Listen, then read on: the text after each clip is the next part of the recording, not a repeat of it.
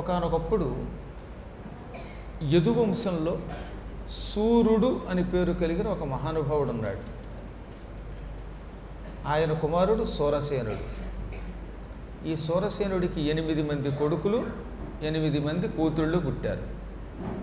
ఆ కాలంలో కుంతిభోజుడని పేరు కలిగిన ఒక మహారాజు గారు తనకి సంతానం లేక ఈ సూరసేనుడికి వరుసకి బావ కూడా అవుతాడు. అందుకని సూరసేన, సంతానం లేక అల్లాడిపోతున్నాను. నీకు 8 మంది కొడుకులు ఉన్నారు, 8 మంది కూతుళ్ళు ఉన్నారు. అందులో పెద్ద కూతురు పృథ సకల సుగుణాల రాశి. చిన్నప్పటి నుంచి ఆమె ప్రవర్తనని నేను కళ్ళారా చూస్తున్నాను. అసలు పువ్వు పుట్టగానే పరిమళిస్తుంది అనేదానికి ఉదాహరణ కుంతి. ఆవిడ పుట్టడమే నారాయణ నారాయణ అంటూ పుట్టిందిట. సాధారణంగా కొంతమంది ఏ పెద్ద వయస్సు వచ్చాక వాక్కు వచ్చాక నారాయణ స్మరణ నేర్చుకుంటారు. పుట్టగానే ప్రసవం అయ్యి అవగానే పృథ నోటి వెంబడి మొట్టమొదటి వచ్చిన మాట నారాయణ. ఇది మనకు గర్గ సంహిత చెబుతోంది. దాన్ని బట్టి ఆవిడ ఎంత గొప్పదో ఆలోచించండి. అందుకే ఆవిడ పిల్లలకు కూడా కృష్ణ భక్తి వచ్చింది. కుంతికి చిన్నప్పటి నుంచి గర్భవాసంలో ఉన్నప్పటి నుంచి హరిస్మరణ అనే ఒక అలవాటు ఉంది కాబట్టి, ఆవిడ కారణ జన్మురాలు కాబట్టి ఆవిడ గర్భంలోంచి పుట్టిన పిల్లలందరూ కృష్ణ భక్తులై తరించారు. అదే గాంధారి అయితేనో రాజ్యం రాజ్యం అనుకుంటూ పుట్టిందిట. గాంధారికి కుంతికి ఉన్న తేడా ఏంటంటే, గాంధారి నేల మీద పడగానే ఆవిడికి మాటలు వచ్చాయి, కుంతికి మాటలు వచ్చాయి. కుంతి గాంధారి ఇద్దరికిద్దరే. పుట్టగానే మాట్లాడిన అదృష్టం ఉన్నవాడు వాళ్ళిద్దరు. కానీ ఇద్దరికి ఎంత తేడా! రాజ్యం రాజ్యం అనుకుంటూ రాజ్యదాహంతో పుట్టింది గాంధారి. దానివల్ల తెలియకుండానే ఈర్ష్య అసూయాదులు ఆవిడలో చేరాయి. పాతివృత్యం వంటి కొన్ని మహిమలున్నా, శివపూజ ధురంధరురాలైనా, పుట్టుకతో రాజ్యకాంక్ష ఉండడం వల్లేమో ఆ కొడుకులకి రాజ్యకాంక్ష వచ్చింది, గాంధారి పుత్రులకి. అదే కుంతికి జన్మత హరినామస్మరణ అనే ఒక అలవాటు రావడం వల్ల ఆవిడ పిల్లలకు కూడా హరిస్మరణ వచ్చింది. అందువల్ల తల్లిదండ్రులు బట్టి పిల్లలు కూడా మారతారు. ఎక్కడో అరుదుగా ఒక పక్కన పెట్టండి. ఏ హిరణ్యకశిపుడికో ప్రహ్లాదుడు లాంటి వాడు పుట్టేవి అరుదుగా ఉంటాయి. అరుదైన సంఘటనలు పక్కన పెడితే తల్లిదండ్రుల సంస్కారం పిల్లల మీద ఉంటుంది. దానికి ఏమన్నారు? వంశపారంపర్యము. ఇప్పుడు మనం జీన్స్ అంటున్నాము, అదే ఆ వంశంలో వాళ్ళ లక్షణాలు వాళ్ళకి వస్తాయి అంతే. ఏ గూటి చిలక ఆ గూటి పలుకులు పలుకుతుంది. అందుకే ఈవిడ లక్షణములను పరిశీలించిన కుంతిబోధుడు నాకు దత్తత ఇమ్మనగానే ఆయన మీద ఉన్న అభిమానం కొద్దీ ఆయన జాగ్రత్తగా చూస్తాడనేటటువంటి నమ్మకంతో సూరసేనుడు తన పెద్ద కూతుర్ని కుంతిని ఆయనకిచ్చాడు. కుంతి ఆయన దగ్గర పెరిగింది. చాలా గారంగా పెంచాడు ఆయన. ఇలా ఉండగా ఒకనాడు దుర్వాస మహర్షి వచ్చాడు.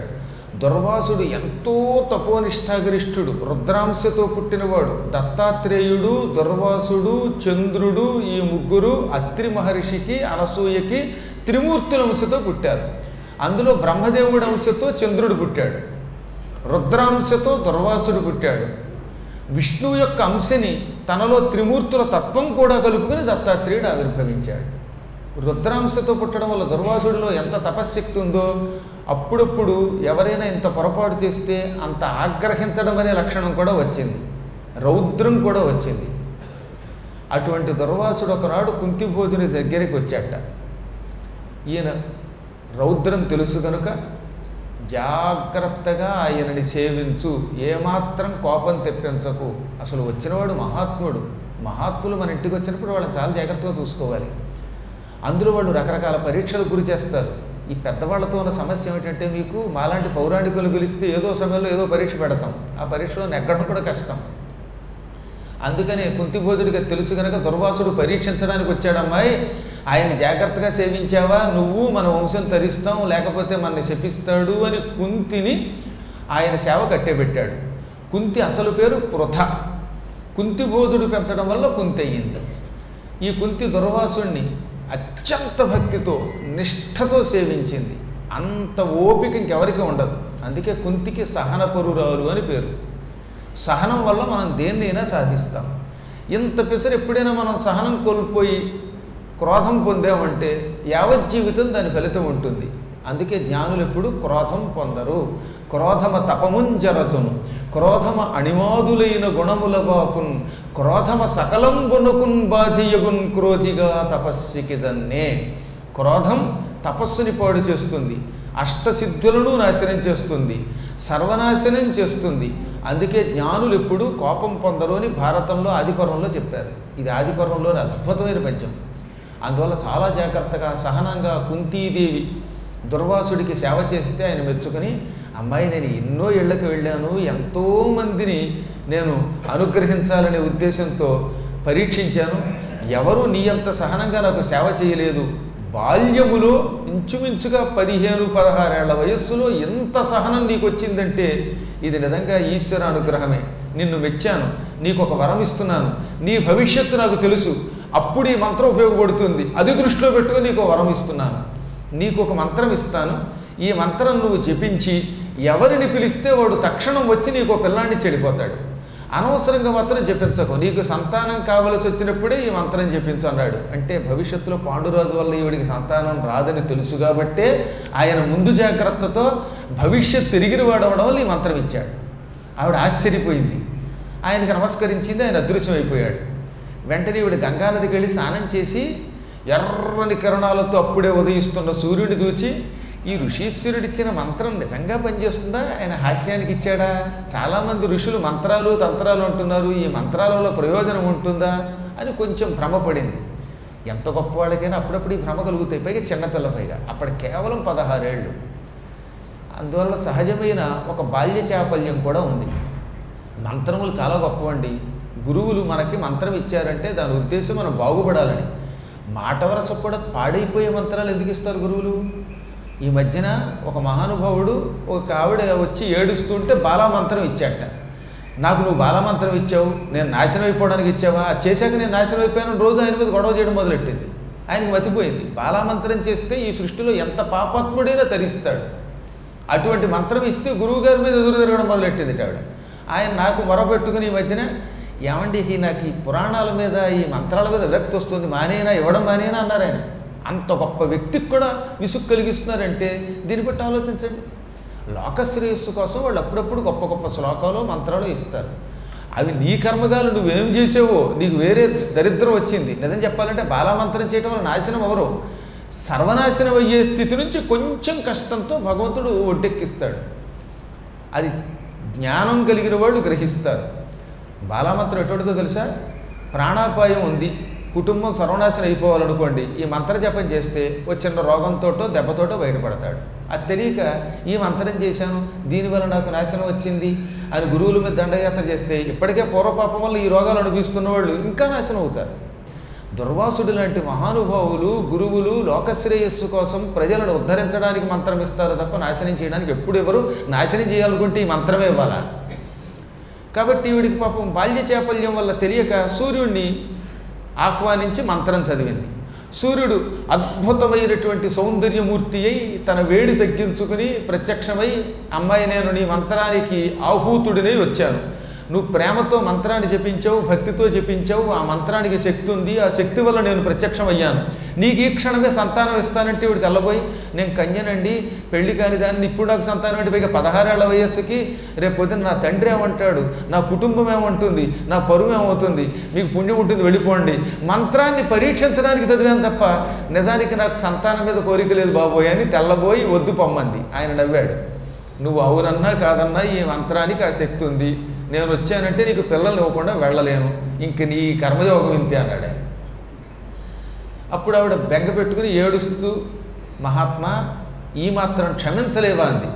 ఆయన చిరునవ్వు నవ్వి, వెర్రిదానా, కొన్ని కారణములు లేకుండా మేము కూడా నీ మంత్రానికి కట్టుబడి రాము, నీకు పిల్లాడు పుడతాడు, వాడు ఈ క్షణమే కేవలం క్షణాలలోనే నువ్వు గర్భం ధరించి నా అనుగ్రహంతో పిల్లవాడిని కంటావు, దానికి సద్యోగర్భము అని పేరు. అనగా భగవంతుడి అనుగ్రహంతో వెంటనే గర్భం ధరించి వెంటనే ప్రసవం పొంది ఆ తర్వాత మళ్ళీ నువ్వు యథాప్రకారంగా కన్యగా అయిపోతావు, నీకు సద్యోగర్భం ద్వారా సంతానం కలుగుతుంది, ఆ సంతానాన్ని నువ్వు గంగలో వదిలిపెట్టి నువ్వు మళ్ళీ కన్యగానే ఉంటావు, నీకేమీ లోటు ఉండదు, తప్పదని తన చేతిని ఆవిడకేసి చూపించి అందులో ఉన్న దివ్యకిరణముల ద్వారా ఆవిడికి గర్భాన్ని కలిగించాడు. కేవలం 3 సెకన్లలో ఆవిడ గర్భం ధరించి పిల్లవాడిని కన్నది. ఆ పిల్లవాడు సూర్యభగవానుడిలాగే ధగ ధగ ధగ సువర్ణవర్ణంతో వెలిగిపోయాడు. కుండలాలు పుట్టుకతో వచ్చాయి. ఒంటికి అతుక్కుపోయి లాలితమైన కవచ కుండలాలు కూడా ఉన్నాయి. అంటే ఏమిటి? కవచం ఒంటికి వేసుకుంటే కవచం గట్టిగా ఉంటుంది, కానీ ఇతనికి ఉన్న కవచం చర్మానికి అతుక్కుపోయిందిట. అతుక్కుపోయిన సహజ సిద్ధమైన కవచం కూడా మెత్తగా ఉంది. అతన్ని ఎవరైనా కౌగిలించుకుంటే కఠినంగా ఉండదు. మీరు ఎప్పుడైనా చూడండి, ఒంటికి ఉక్కు కవచము, చర్మంతో తయారు చేసిన కవచము యుద్ధానికి వెళ్లే ముందు వేసుకుంటే ఈ కవచం ముట్టుకున్న వాడికి గాయం కలుగుతుంది. మనం చూస్తున్నాగా బుల్లెట్ ప్రూఫ్ అని ఉంటుంది, అది ఐరన్తో తయారు చేస్తారు. అది వేసుకున్నామంటే అవతలవాడు మనల్ని కౌగిలించుకున్నాడంటే వాడికి ఈ ఇనప ముక్క తగిలి బాధ కలిగిస్తుంది. కానీ కర్ణుడికి ఉన్న సహజ కవచం కోమలం, లలితం, అందువల్ల అది కవచంలా అనిపించేది కాదు. అతడు తీస్తే ఆ క్షణమే అతనికి మృత్యు వస్తుందని కూడా సూర్యుడు చెప్పాడు. ఈ కవచాన్ని బలాత్కారంగా కోసి పక్కకు పెట్టిన తక్షణం అతనికి ఆయుక్షీణం మొదలవుతుంది. ఇతన్ని రక్షించే గొప్ప కవచం ఇది. ఈ కుండలములు కవచము ఇతని శరీరానికి ఉన్నంతకాలం అకాల మరణం రాదు అని వరమిచ్చి అదృశ్యమైపోయాడు. అతడు కుంతీపుత్రుడు అవడం వల్ల కౌంతేయుడయ్యాడు, సూర్యపుత్రుడయ్యాడు. సహజమైన కర్ణ కుండలములతో కవచంతో పుట్టాడు కాబట్టి కర్ణుడు అయ్యాడు. కర్ణమునకు కుండలములు ఉన్నవ కారణం చేత కర్ణుడు అయ్యాట. అతను పుట్టగానే ఆవిడ ఒక క్షణకాలం బెంగపెట్టుకుంది. మాట్లాడడానికి వీల్లేకుండా పిల్లాడు పుట్టగానే సూర్యుడు అదృశ్యమైపోయాడు. అందుకని ఒక్క క్షణకాలం నిశ్చేష్టురాలైపోయి, ఎలాగా ఇప్పుడు నేనేం చెయ్యాలి, నా కర్తవ్యం ఏమిటి, కన్యగా ఉన్న నేను సంతానాన్ని సూర్యుడి అనుగ్రహంతో పొందానంటే ఈ మాట ఎవరు నమ్ముతారు? సూర్యుడు చీటికి మాటికి వచ్చి సాక్ష్యం ఇస్తాడా? అలాగని ఈ పిల్లాన్ని ఇంటికి పట్టుకెడితే వాళ్ళేమంటారు బంధువులు? ఈ బాలు నెత్తుకొని ఇంటికి నన్ను నా బంధుమిత్రులు మనంబుననే మనారెట్లీ బాల సూర్యుని భునెచ్చటడించి పోవంగా బుద్ధి పుట్టునని కన్య మనంబులోన. ఈ బాలుడిని ఎత్తుకొని ఇంటికి వెడితే నా బంధువులు మిత్రులు ఏమంటారు? అలాగని ఈ కుర్రాన్ని ఎలా వదలను? కన్న తల్లిగా ఏ స్త్రీ అయినా చంటి పిల్లవాడిని నదీ తీరంలో వదిలి ఇంటికి వెళ్ళగలదా? సూర్యుడిలా వెలిగిపోతున్న ఈ చిన్నారి బాలుడిని, ప్రథమ సంతానాన్ని వదిలి వెళ్ళడానికి కాళ్ళు రావు అని ఏడుస్తూ ఉంటే అప్పుడు ఆకాశవాణి అంది, ఇతడు కారణజన్ముడు, నీ దగ్గర పెరిగే అవకాశం ఉన్నవాడు కాదు. ఇదిగో ఇక్కడ ఒక పెట్టె వస్తోంది, ఆ పెట్టెలో పెట్టి అతన్ని వదిలి, అతడు ఎక్కడ పెరగాలో భగవంతుడు నిర్ణయించాడు అనగానే ఆవిడ గంగానదికే చూసింది. గంగానదిలో ఒక బంగారపు పెట్టె కొట్టుకొచ్చింది, అచ్చం పడవలాగా తేలుతోంది. ఆ పెట్టెలో అన్ని బంగారాలు మణులు రాసులు పోసి ఉన్నాయి. ఆ మధ్యలో పువ్వుల యొక్క పానుపు ఉంది. ఆ పానుపు మీద ఆకాశవాణి పలుకు ప్రకారం ఈ పిల్లవాడిని పడుకోబెట్టి ఎంత ఏడ్చిందండి ఆవిడ. సినిమాల్లో వాళ్ళు నోటికొచ్చినట్టు మాట్లాడుతున్నారు, కానీ ఒక పిల్లవాడిని వదిలిపెట్టడం అంటే తల్లికి అంత తేలిక కాదు. కాలప్రభావం వల్ల, దైవానుగ్రహం ఆ పిల్లవాడికి లేకపోవటం వల్ల ఆవిడ వదిలింది. జ్ఞానులు, భారతం సక్రమంగా చదివిన వాళ్ళు కుంతీదేవి పడిన నరకయాతన గ్రహిస్తారు. కుంతి యావజ్జీవితం దుఃఖమే అనుభవించింది, కానీ ఒక్కనాడు కూడా బయటపడకుండా హరినామస్మరణ చేసుకు బతికింది ఆవిడ. ఆవిడ మహాత్మురాలు. మహాత్ముల యొక్క పాత్రలని దుష్టపాత్రలుగా నీచంగా చిత్రీకరించిన వాళ్ళంతా చివరి రోజుల్లో దుర్మరణం పాలవుతారని శాస్త్రం చెబుతుంది. అందువల్ల కుంతి యొక్క గొప్పతనాన్ని మనం గ్రహించవలసింది. ఆవిడ పిల్లవాడిని అందులో పెట్టి సూర్యుడికి సలా నిర్వికారంగా చూసింది. ఈ పెట్టె కొట్టుకుపోయింది. ఆ పెట్టె కొంత దూరం గంగానదిలో వెళ్ళాక అక్కడ ధృతరాష్ట్రుడు మొదలైనటువంటి వాళ్ళ సైనికులలో కొంతమందికి రథం తోలేటటువంటి ఒక సూతుడు ఉన్నాడు. సూతుడు అంటే రథాన్ని నడిపే సారథి. ఆ సారథి ఆ సమయంలో తన భార్య రాధా సమేతంగా గంగా స్నానం చేస్తున్నాడు. సరిగ్గా ఈ పెట్టె అక్కడికి వచ్చింది.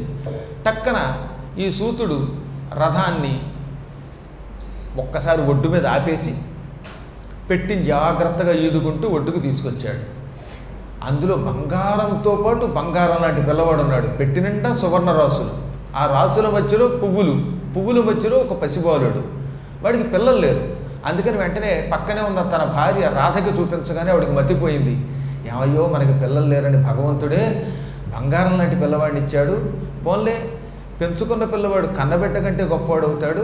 వీడికి ఏం పేరు పెడదాము అంటే అందులో వసువు బంగారం ఉన్నది గనక, బంగారంతో వచ్చాడు గనక వసుసేనుడు వసుషేణుడు అని పేరు వచ్చింది అతనికి. రాధ పెంచటం వల్ల రాధేయుడు, వసువుతో రావడం వల్ల వసుషేణుడు, సహజ కర్ణకుండలాలతో ఉండడం వల్ల కర్ణుడు. ఈ నామాలతో ఆయన కౌంతేయుడు కాస్త రాధేయుడు అయిపోయాడు. వాడు చాలా గారంగా పెంచుకున్నారు. వాడికి చిన్నప్పటి నుంచి దుర్యోధనాదులు ద్రోణుడి దగ్గర అస్త్రశస్త్రాలు అభ్యాసిస్తున్నప్పుడు చూసి దుర్యోధనుడి మీద మమకారం పెంచుకొని ధర్మరాజును వ్యతిరేకించాడు. నిజానికి ఎప్పుడో దుర్యోధనుడు రాజ్యం ఇచ్చినప్పుడు దుర్యోధనుడి పక్షానికి వెళ్ళడం కదట. చిన్నప్పటి నుంచి అతనికి పాండవుల మీద ద్వేషమే. ద్రోణుడి దగ్గర అతడు కూడా అంతో ఎంతో నేర్చుకున్నవాడే కదా. ఆ మాట కూడా మనకి భారతంలో వచ్చింది. అంటే కొంతమందికి సహజ సిద్ధంగానే ఎందుకో తెలియదు కానీ ధర్మాత్ముల మీద అసహ్యం, అధర్మ పరులతో స్నేహం చెయ్యాలనే ఆసక్తి కలుగుతాయి. వాడి పూర్వజన్మ సంస్కారం అది. భగవంతుడైన సూర్యుడి యొక్క అనుగ్రహంతో పుట్టినా వాడు అసూయ కలిగిన దుర్యోధనుడి వైపు వెళ్ళాడు. ధర్మరాజు యొక్క ధర్మాన్ని, అర్జునుడి గొప్పతనాన్ని లోకం పొగుడుతూ ఉంటే వీళ్ళని నాశనం చెయ్యాలని ఇంచుమించు 8 ఏళ్ల వయస్సు నుంచి వాడికి ఆ కోరిక ఉండేది కదా. ఈ విధంగా కర్ణుడు మొత్తం మీద రాధేయుడయ్యాడు.